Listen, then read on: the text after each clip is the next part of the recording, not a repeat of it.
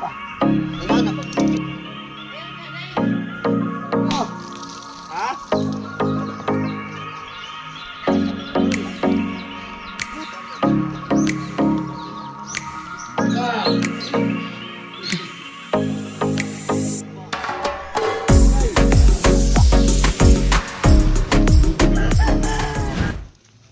Yan guys, no, pababa na kami guys. Punta kami sa aming bahay doon sa Lanipga, no. Yan. Pero mag-ingat-ingat lang kami guys kasi madulas mo yung daanan.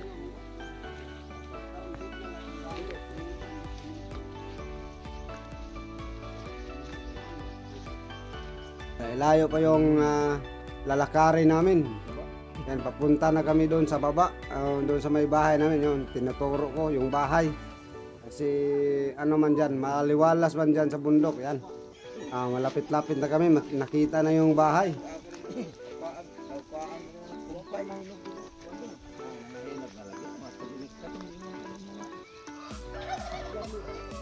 Mga alaga naming mga manok dyan. Oh.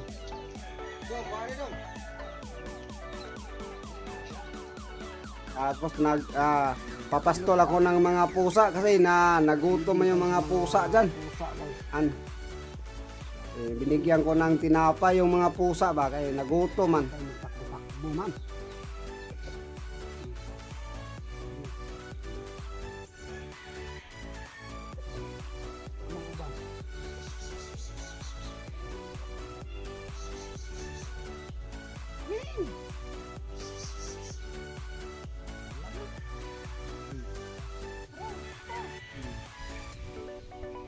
Da ay.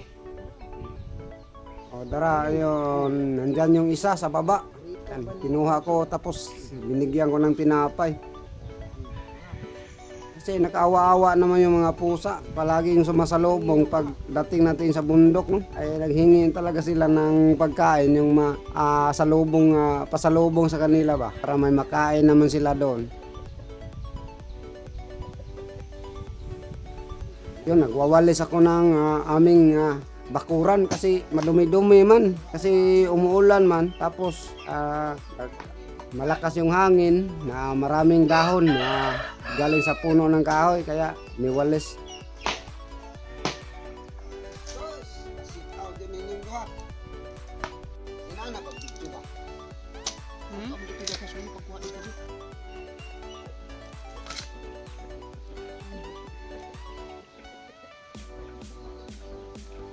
Video ko muna yung mga bulaklak at saka yung ganda ng tanawin, pati bulaklak ay nakasali pa rin.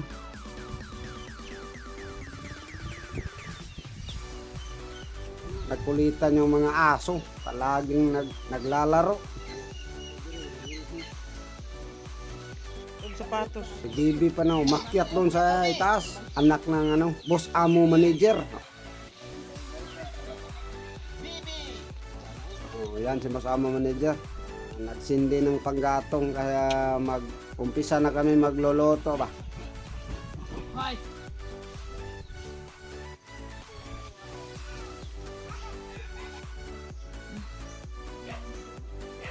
Bumalik na yung anak ni Boss Amo Manager.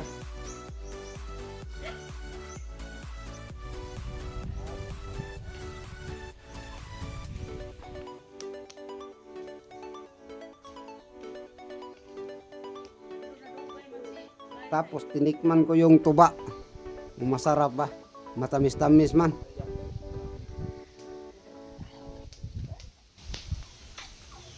Tamis ng guys, tuba.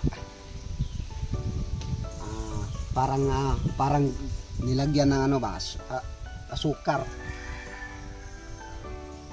Tikim-tikim lang ako ng kunti kay maglasing-lasing na natin.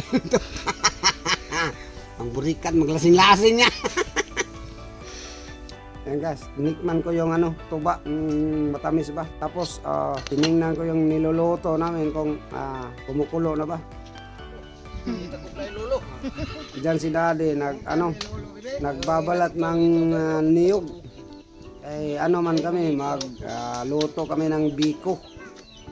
Masarap-sarap man yun. Tapos si Mami kumakain ng bulak ng niyog. Ito guys, bulaklak ng niyog. Bulaklak ng niyog. Bulaklak ng niyog.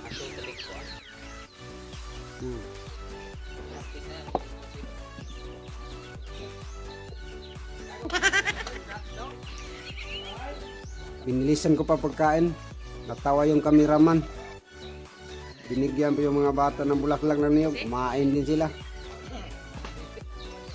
Pati yung mga pusa, umiinom ng tubig ng niyog. Kaya matamis-tamis man. Pati yung anak ni Boss Amo Manager, naglakad-lakad man dyan sa bakuran.